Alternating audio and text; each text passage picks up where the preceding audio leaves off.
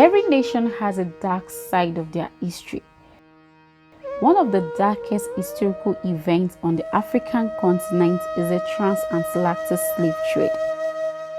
For 400 years, Africans were snatched from their homes and shipped across the Atlantic into the Americas and other parts of the world. According to the figures published by Hugh Thomas, around 20 million Africans were shipped in that period.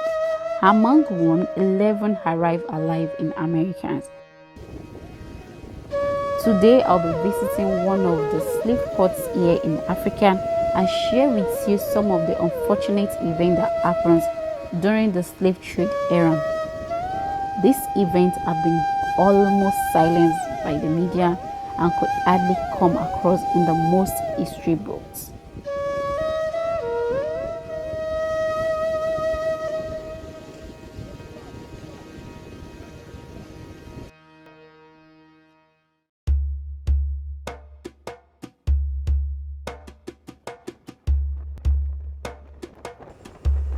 Badagry, a coastal town and local government area in Lagos, Nigeria. It is between the city of Lagos and the border with Benin at Seme. It is 43 miles southeast of Lagos and 32 miles west of Seme. It enjoys sufficient rainfall, abundant sunshine, and beautiful beaches.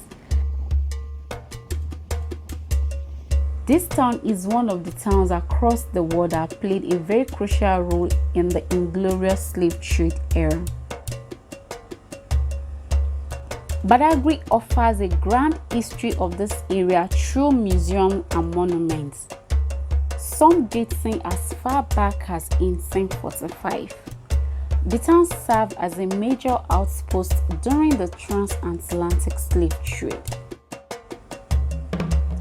There are 3 slave museums here in Badagry, which are Badagry Heritage Museum, the Mobi Royal Family Original Slave Relics Museum, and Seriki Williams Abbas Slave Museum Port.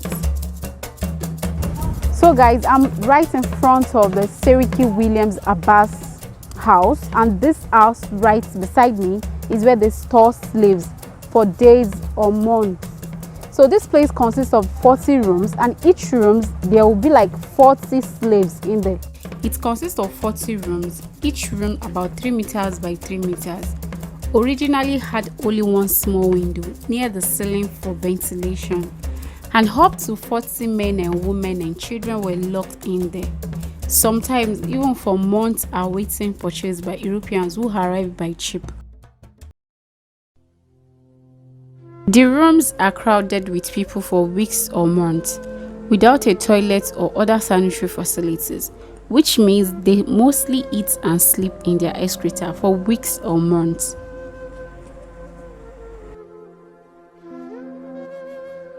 Many died before even getting on the ship to be carried across the Atlantic, perhaps due to suffocation and diseases obtained in this horrible condition.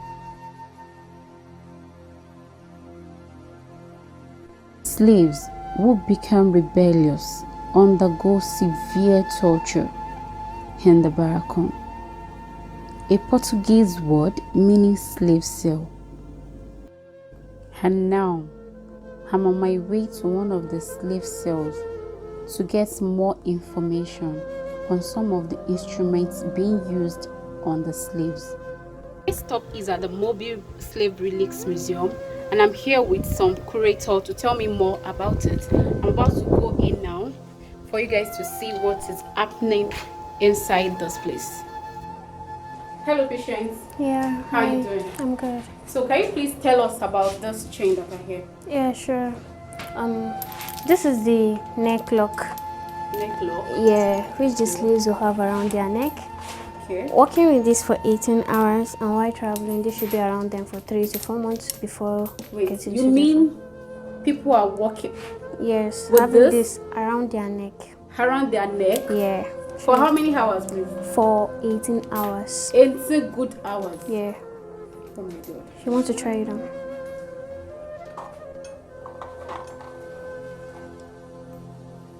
What?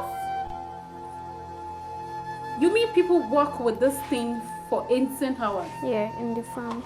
And while traveling, you should be around them for 3 to 4 months before getting to where they're heading to. I can't even move my neck upward. This thing is heavy and people need to put this for 18 hours. I need to remove it. I can't imagine the pain they go through. Please, I need to remove this. Yeah, sure.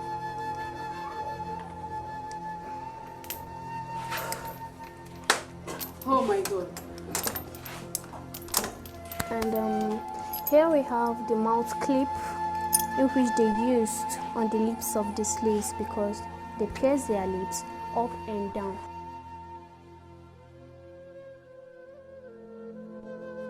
Slaves were being purchased with several items from Europe. According to the tour guide, a canoe was worth 100 slaves, while a bottle of liquor was worth 10 slaves, and a gun was worth 30 slaves. When the European ships arrived, the slaves were taken out of the jails and chained together in a single file. Well, except for children who were chained to their mothers. They were taken by boat to Berefu Island, just across a small distance of water. This is the point of no return. The spot where slaves from the area last set foot on the soil of their African homeland.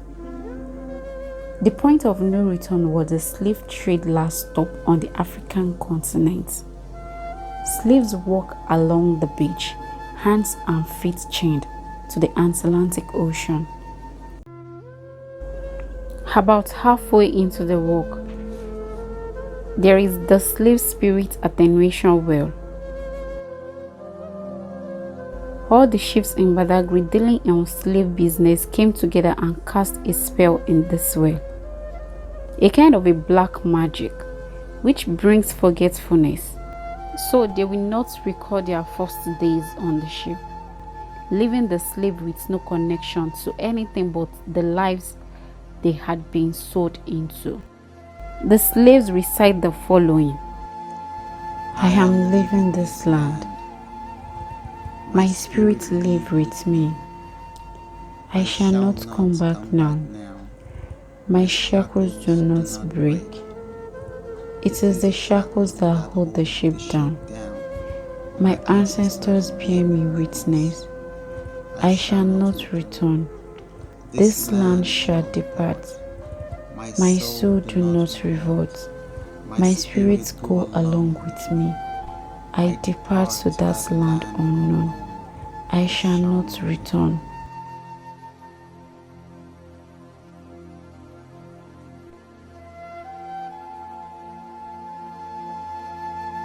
Hearing those stories, emotion started to run deep within me. No woman deserves to be treated as such. And no matter how much you try to imagine what the slaves went through, it is a lot worse. But I think the worst part of this is remembering that the slave trade was carried mainly by Africans. Africans who enslaved other Africans for sale to Europeans. Although the slave trade wouldn't have grown as huge as it did without the increasing demand from the European slave traders.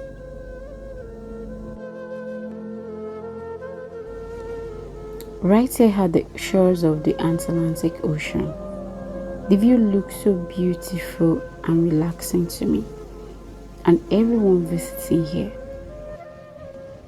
But 400 years ago, it was a view of horror and despair for the captured slaves. Waiting for them at the shore is a huge ship, as they are about to embark on a journey to an unknown destination, losing all hopes of being able to reunite with their loved ones forever.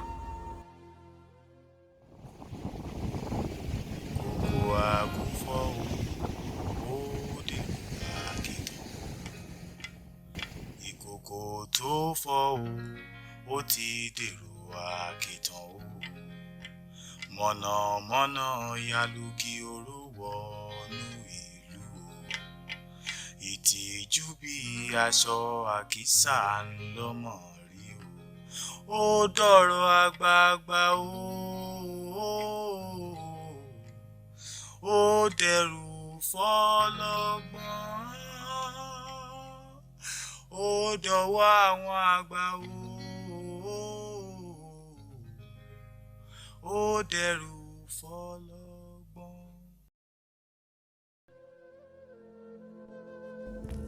I think every black person in the world should visit historical sites like this, just to remind them of their history. Most black people in America and other parts of the world have been stripped of their roots, history, culture, language, and even their name because of the slave trade. And it's all started from here.